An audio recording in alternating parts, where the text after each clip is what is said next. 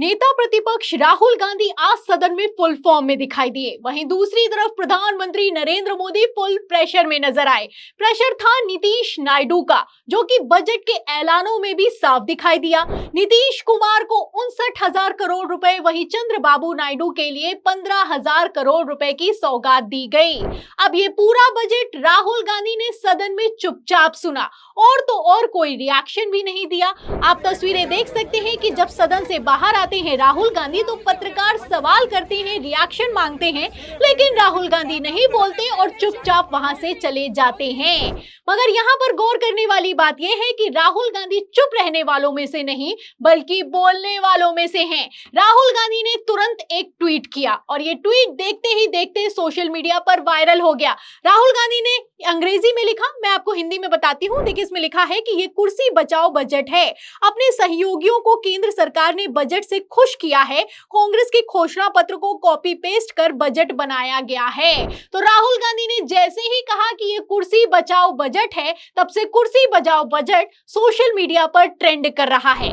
प्रतिपक्ष के नेता राहुल गांधी ने कहा है कि आंध्र प्रदेश और बिहार पर जो दरियादिली दिखाई है, कहीं न कहीं ये लगता है कि ये कुर्सी बचाने का बजट है। अखिलेश यादव जी भी ये कह रहे हैं, आप कैसे देखती हैं? जिन इंडी अलायंस का मेंबर्स साथ होकर के भी 230 पार नहीं किया और जहां बीजेपी अकेला 240 तक पहुंचे और प्री इलेक्शन अलायंस के साथ आज सरकार तीसरी बार बनाए, प्रधानमंत्री जी का तीसरी बार स्वतंत्र भारत के चरित्र में पिछले 60 साल में जो नहीं हुआ अभी हुआ है। कुर्सी बचाने की बात करने वाले पार्टियों थोड़ा सोच ले। उनके अलायंस 230 कुल मिलाकर कितने पार्टियां थे? 25, 26 पता नहीं, मैं गिनी नहीं, बट इंडी 37 पार्टीज कुल मिलाकर के 230 पार नहीं किया। तो सुना आपने कि बजट के बाद जब प्रेस कॉन्फ्रेंस की है और इस प्रेस कॉन्फ्रेंस में राहुल अखिलेश को लेकर सीतारमण से सवाल किया गया है, तो मैडम को कितनी तगड़ी मिर्ची लगी है। कहना है कि 37 पार्टियों वाला इंडिया गठबंधन उतनी सीटें नहीं जीत पाया जितनी भारतीय जनता पार्टी ने अकेले जीती हैं। आप देख सकते हैं कि मैडम 240 सीटों पर खुश होती हुई नजर आ रही हैं। शायद भूल गई हैं कि इनके मुखिया ने अब की बार 400 पार का नारा दिया था। ये वही निर्मला सीतारमण है जो कि हार के डर से लोकसभा चुनाव 2024 में चुनाव तक नहीं लड़ती, लेकिन अब जब पद मिल गया है तो किस तरीके से हवा में उड़ रही हैं और 240 सीटों पर ही खुश होती हुई नजर आ रही हैं। आप इस बयान से अंदाजा लगा सकते हैं।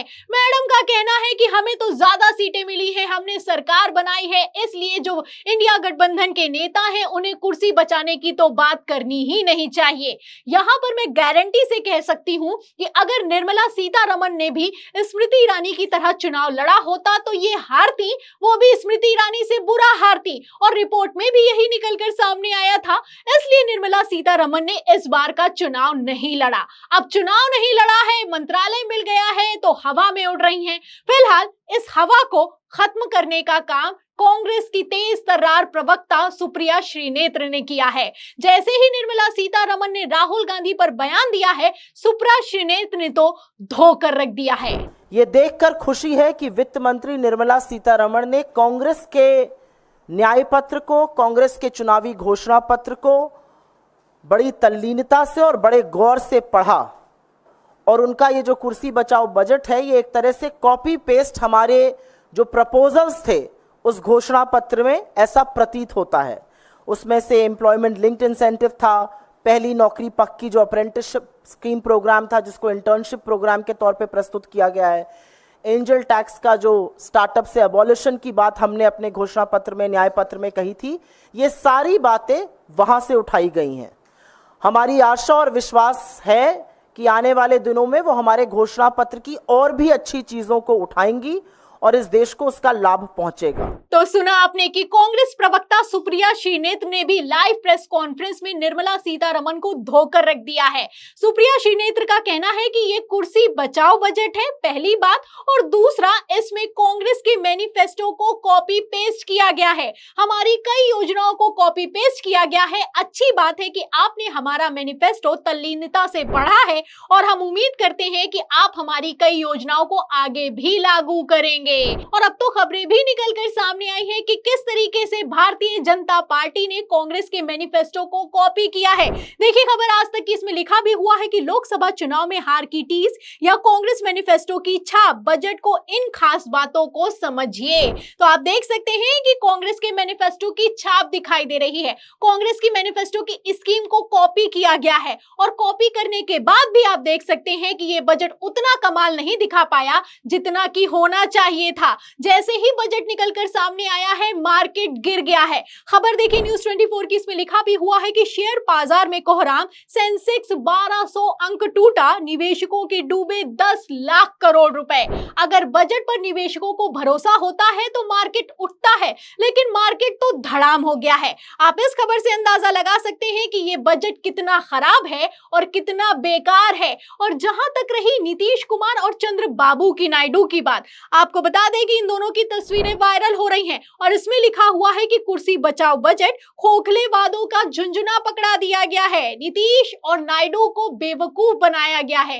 नीतीश और नायडू को पहले कोई मंत्रालय नहीं दिया गया, कोई बड़ा पद नहीं दिया गया और अब स्पेशल पैकेज के नाम पर झुंझुना पकड़ा दिया गया है। दावे से कहा जा सकता है इस बजट को देखकर कि इन मांगों को और इन डिमांडों को और ये जो ऐलान किया गया है इसको मोदी सरकार पूरा नहीं करेगी। क्योंकि मैं आपको बता दूं, नीतीश नायडू से ज्यादा जरूरी बीजेपी के लिए दूसरे राज्य भी हैं। बात की जाए तो मध्य प्रदेश में बीजेपी को 29 में से 29 सीटें मिली हैं। उड़ीसा की अगर बात की जाए तो 21 में से 20 सीटें मिली हैं। दिल्ली में 7 में से 7 सीटें मिली हैं और छत्तीसगढ़ में 11 में से 10 सीटें मिली हैं। ऐसे में भारतीय जनता पार्टी दूसरी पार्टी को मजबूत करने से बेहतर खुद को मजबूत करेगी। और बीजेपी अपने वोट बैंक के लिए क्या कुछ कर सकती है आप अच्छे से जानते हैं। उत्तर प्रदेश का नेम प्लेट का फरमान किसी से छुपा हुआ नहीं है। तो फिलहाल नीतीश नायडू को खुश तो कर दिया गया है, लेकिन कहा यह जा रहा है कांग्रेस की तरफ से, इंडिया गठबंधन की तरफ से, कि ये झुंझुना पकड़ाया गया है।